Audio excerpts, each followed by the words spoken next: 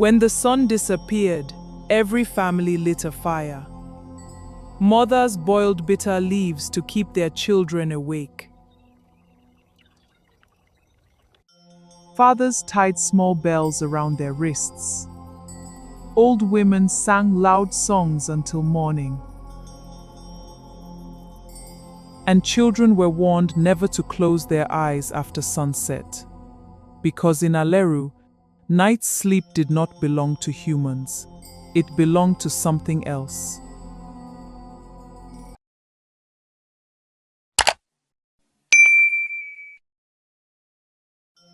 Long before electricity chased darkness away, before lamps burned through the night, before people began to believe that every mystery could be explained, there was a village hidden between 7 hills.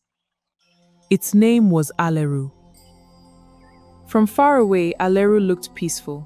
Its farms were rich. Its rivers were clear. Its children laughed loudly in the afternoon sun. But when evening came, the village changed. No one slept. Not the old, not the young, not even newborn babies. When the sun disappeared, every family lit a fire. Mothers boiled bitter leaves to keep their children awake. Fathers tied small bells around their wrists. Old women sang loud songs until morning.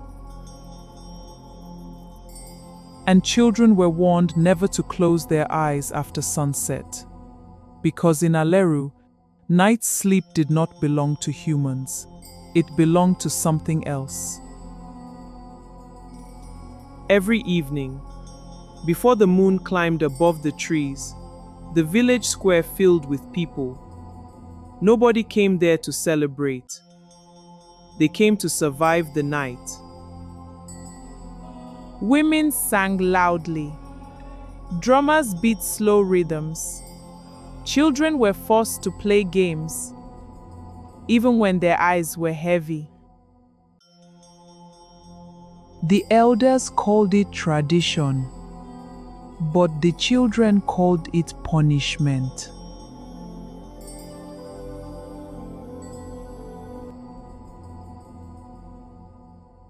One night, a little boy yawned beside his mother. "Mama, I am tired," he said. "Wash your face," his mother replied. "But why can we not sleep?" the boy asked. "Because sleep is dangerous after sunset," his mother replied. "Sleep is not dangerous," the boy said. His mother grabbed his shoulders. "In this village, it is." Across the square, a girl named Amara watched carefully. Amara was 12 years old. She had eyes that questioned everything. And in Aleru, questioning things was almost as dangerous as sleeping. That evening, Amara sat beside her mother, Mama Ife, while her younger brother, Ikenna, struggled to keep his eyes open. "Sister, my eyes are fighting me," Ikenna said. "Fight back," Amara replied. "I am small, my eyes are bigger than me." Amara smiled, but the smile did not stay. She turned to her mother, Mama. "Why does nobody sleep at night?" Mama Ife froze. "Do not start again," Amara said. "I am only asking." "Some questions open doors," Mama Ife replied. "And what is behind the door?" she asked. Mama Ife looked away. "Things children should not see." Amara looked around the square. Every adult was awake, but none of them looked free. Near midnight, the drums became louder. The songs became faster. That was when sleep usually became strongest. Suddenly, an old woman screamed, wake him now." Everyone turned. A boy named Tommy had fallen asleep beside his mother. His mother slapped his cheeks gently. "Tommy, wake up. Please wake up." The entire square became silent. Then Tommy opened his eyes. But something was wrong. He stared at everyone as if he had never seen them before. His mother cried, "My son, say something." Tommy slowly lifted his hand and pointed toward the sky. "The door is open," Tommy said. The villagers gasped. Chief Larinde stood quickly and said, "Take him to Mama Sade." "What door?" Amara asked. Mama Ife pulled her back. "Do not speak." But Amara had already heard enough. A door, a sky. A boy who slept and returned different. That night, Amara decided she would find out the truth. The next morning, Amara followed Mama Said from a distance. Mama Said was the village healer.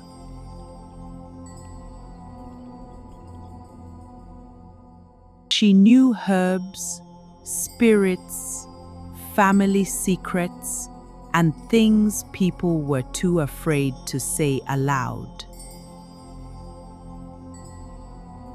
Mama Sade entered a small hut behind the shrine. After she left, Amara slipped inside. The hut smelled of smoke and bitter roots. Inside the hut, on the wall were drawings. Children sleeping and a dark figure standing beside them. A golden door in the sky, a moon with an eye at its center. Then Amara saw a wooden board filled with names. Tommy, Bisi, Dara, Namdi. Then she saw one name that made her heart stop. Ikena. The voice spoke behind her. "You should not be here, Mama Shade." Why is my brother's name on this wall? Mama Said's face became heavy. "Because the night has seen him," she replied. Amara asked, "What does that mean?" "It means you must keep him awake." "That is not an answer," Amara said. "It is the only answer that may save him," Mama Shade replied. Amara went next to Baba Ojo, the oldest man in Aleru.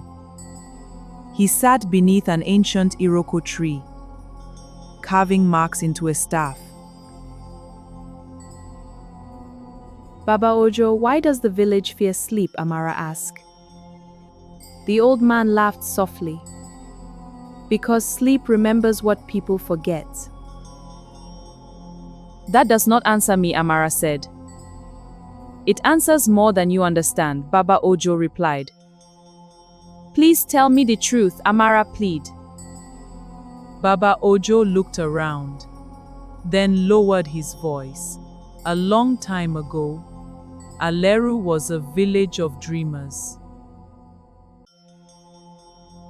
Children dreamed of flying. Farmers dreamed of rain. Mothers dreamed of healthy babies. Then came 7 years of suffering. No rain, no harvest, no peace. The village began to die. Then one night, a stranger came. He wore darkness like cloth. His eyes were like stars trapped inside water. He called himself the Night Keeper. What did he want? Amara asked. He said he could save the village, Baba Ojo replied. At what price? Amara asks. Baba Ojo looked at her sadly. Dreams, he said. In the time of the old elders, the night keeper stood before the starving village.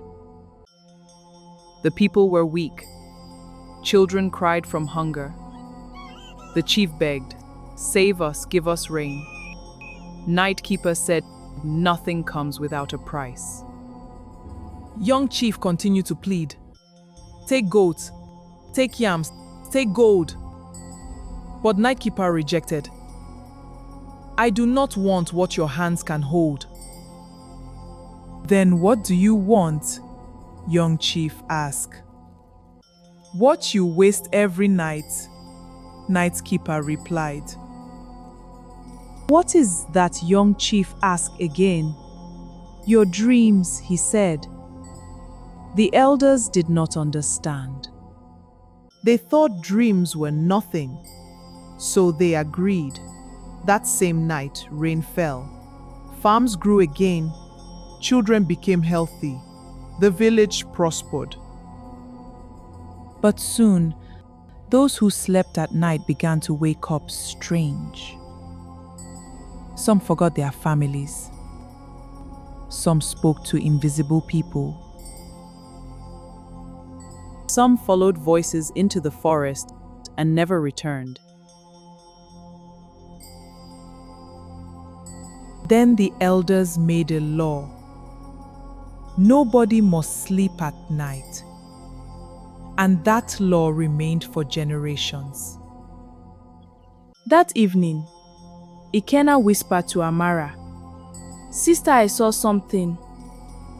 When Amara asked, Ikenna said, "Last night my eyes closed a little." Amara became still. What did you see? A place with blue mist. Children were there. They were calling names. What names? Amara asked. "Mine," Ikenna replied. Amara held his hand. "Did you see Tommy?" Ikenna nodded. He was standing near a golden door. What did he say? Ikenna's voice became small. He said, "Tell Amara to remember us." Amara went to her grandmother, Abeni, who lived at the edge of the village. People said Abeni was strange. They said she spoke to things that were not there. But Amara now wondered if Abeni was not mad. Maybe she had simply seen too much. Grandmother, did you once sleep at night? Amara asked. Abeni looked at her slowly. Who told you to ask that? She also asked. Nobody. Then the dreams are already walking near you. Please tell me, did you enter the dream place? Yes. What is there? Everything Aleru lost. Can we bring it back? Yes, but the night keeper does not only guard dreams. What else does he guard? The truth the elders buried. Abeni told Amara the hidden part of the story. The village did not only give dreams. Every generation, one strong dreamer was meant to serve the night keeper and keep the dream world balanced. The first chosen dreamer was Abeni herself, but she refused. Why? Because I was a child. I did not want to belong to the night. So what did the elders do? They feared punishment, so they created the sleepless law. If nobody sleeps, nobody dreams. And if nobody dreams, no dreamer can be chosen. So the whole village is being punished because the elders were afraid? Not punished, trapped. And now Ikenna has been chosen? The night has called him. That night, the village square was louder than ever. Drums, songs, clapping, bells.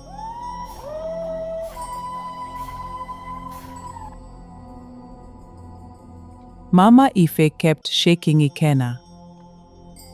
Stay awake, my son. I am trying. Look at me. Count with me. 1, 2, 3. His voice faded, his eyes closed. Ikenna?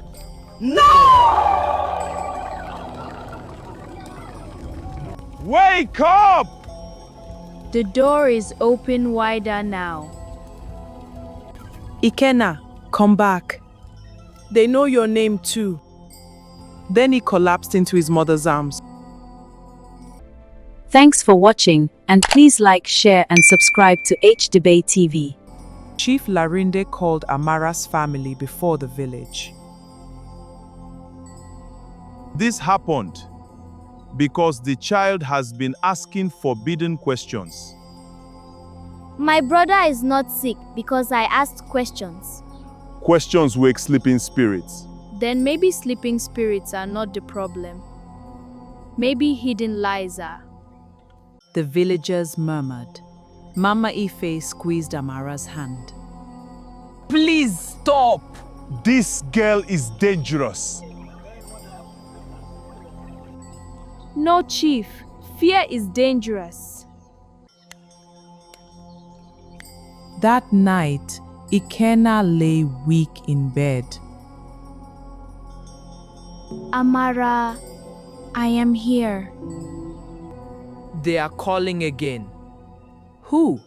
The children behind the golden door. What do they want? They want someone to remember them. What are you thinking? I am going to sleep. Never say that again! If nobody enters the dream world, nobody can bring the truth back. You are a child. And children are the ones paying for adult fear. Abeni prepared Amara for the journey. Mama Sadie came too, though she was afraid. She brought herbs. Baba Ojo brought his carved staff. Mama Ife cried quietly. In the dream world, names are doors. Do not forget yours. Do not eat anything there. Do not follow singing voices. If the road divides, follow the sound of your own heartbeat. Please come back to me. I will come back with Ikenna. And if the night keeper refuses? Then he will have to answer me. For the first time in generations, someone in Aleru lay down at night willingly. Amara closed her eyes. Amara opened her eyes in a world of blue mist. The ground looked like water but held her feet. Lanterns floated in the sky. Far ahead stood a golden door. Behind it, children whispered. Amara! Amara! Amara! Amara stepped forward. I hear you. A shadow moved behind her. You have already gone too far, the night keeper said. Amara turned. The night keeper stood tall before her. He was not ugly. He was not frightening in the way she expected. He looked old, tired, and sorrowful. You steal dreams. I keep what was given. You take children. I receive what fear sends. You speak like elders. And you speak like fire. Amara ran toward the golden door, but the more she ran, the farther it became. The night keeper appeared beside her without moving. You cannot reach it by force. Then open it. If I open that door, Aleru will remember everything. Good. Memory is not always gentle. Neither is silence. The night keeper studied her. You are Abeni's blood. I am Amara. For the first time, the night keeper bowed his head slightly. The golden door opened a little. Inside, Amara saw children. Some were laughing. Some were sleeping. Some sat quietly, as if they had forgotten their own names. Tommy stepped forward. Tommy! You came! Can you come home? Not until the village wakes. But they stay awake every night. Their eyes are open. Their hearts are asleep. Then Amara saw Ikenna. He held a small lantern. Ikenna! Do not come too close. I came to bring you back. Then you must open the door fully. The night keeper showed Amara the past. She saw Aleru during the drought. She saw children crying from hunger. She saw the old chief kneeling before the night keeper. Save us. What will you give? Anything. Never say anything to the night unless you are ready to lose what morning loves. Amara watched the elders agree. Her fists tightened. They were afraid. Yes. The fear made them foolish. Fear often disguises itself as wisdom. The vision changed. Young Abeni stood before the elders. I will not serve the night. You must. The bargain requires a dreamer. Then break the bargain. And risk the village. A village that survives by imprisoning dreams is already dying.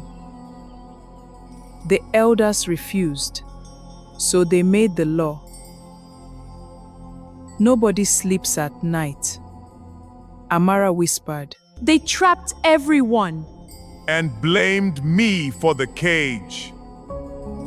The door can open only when the forgotten are remembered. How? Speak their names. Amara remembered the board in Mama Said's hut. She began. Tommy. Bisi. Dara. Namdi. Kenna. The golden door opened wider. Children began crying. Not because they were afraid, because someone finally remembered them. Back in the village, every fire went out at once. The villagers heard children's voices in the air. Mama! Mama! That is my daughter! I can feel it.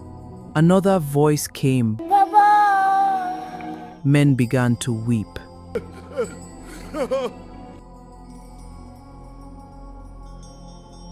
Chief Larinde shouted, "Do not listen!" But no one obeyed. For the first time, Aleru listened to the voices it had buried. A small boy appeared in the moonlight. He looked at Chief Larinde. Father. Chief Larinde froze. No. You had a son. The villagers gasped. Why did you forget me? Chief Larinde fell to his knees. I did not forget. I was afraid to remember. That is how silence wins. Inside the dream world, Amara looked at the night keeper. You are trapped too. He did not answer. What is your name? I have not heard it in many years. Tell me. Before I became keeper, I was called Orunmide. Amara repeated it. Orunmide, the dream world shook. The golden door burst open. The night keeper fell to his knees. I remember he said, Dreams flew out like fireflies. They crossed the sky. They entered the villas. They touched old women, crying mothers, silent fathers, guilty elders, and forgotten children. Mama Ife remembered the first lullaby she sang to Amara. Baba Duro remembered his childhood wish to become a drummer. Chief Larinde remembered the son he buried inside his heart. Mama Said remembered why she became a healer. The village began to weep. But it was not hopeless weeping. It was the sound of hearts waking up. The bargain is broken, but fear remains. How do we remove it? Tonight, every person in Aleru must sleep. All of them? All. If even one refuses, fear will remain as seed. They have not slept at night for generations. Then they must trust morning. Orunmide said. Ikenna gave Amara his lantern. Use this to return. Come with me. I will follow once they sleep. Before dawn, Amara opened her eyes. Mama Ife screamed with joy. Baba Duro lifted her. She came back, he said. Ikenna opened his eyes. Normal, I had a dream, he said. Mama Ife held them both. My children, she said. Amara sat up. It is not over. What happened? Tonight, everyone must sleep. The room became silent.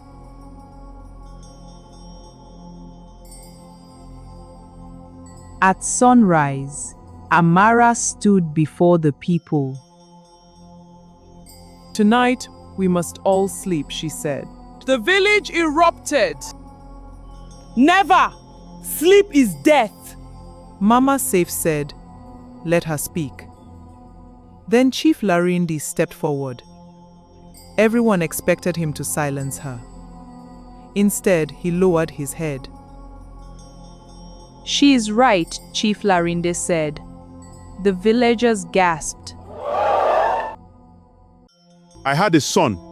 I allowed fear to erase him. Tonight, I will sleep first. Abeni smiled faintly. At last, a chief has chosen truth, she said. That night, the village did not gather in the square. No drums were played. No bitter leaves were boiled. No bells were tied to wrists. Families lay beside each other inside their homes. Mothers trembled. Fathers whispered prayers. Children held hands. Mama Ife lay beside Amara and Ikenna. Will morning come, Mama Ife asked. Yes, Amara replied. What if I dream? Ikenna asked. Amara smiled. Then bring back a good one, she said. One by one, the villagers closed their eyes. For the first time in generations, Aleru slept. The sun rose. Birds sang. A child laughed. Then another. The village woke up. Everyone. Nobody was missing. Nobody was empty. Nobody spoke of doors in the sky. For a moment, the entire village was silent. Then the silence broke into tears, laughter, and songs. My child woke up. I dreamed of my mother. We are free. Amara looked toward the forest. In the distance, beneath the fading moonlight, she saw Orunmead.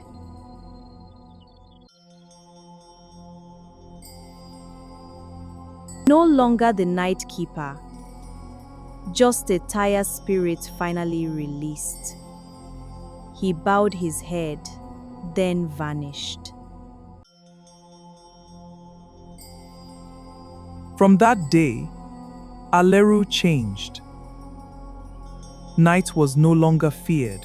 Children slept under moonlight. Mothers sang lullabies again. Fathers told stories until little eyes closed. Every year, the village held a festival called the Night of Dreams. Not to remember fear, but to remember courage. One evening, many years later, Baba Ojo sat beside Amara beneath the Iroko tree. You saved the village. No, I only asked the question everyone was afraid to ask. Sometimes, that is what saving means. And that became the lesson of Aleru. Fear grows strongest in silence. But once truth is spoken, even the longest night must end. So when the moon rises now, and children grow sleepy, the elders of Aleru no longer say, "Do not sleep." They say, "Sleep well, dream bravely, and never let fear steal what your heart was born to see." Thanks for watching, and please like, share and subscribe to HDebate TV.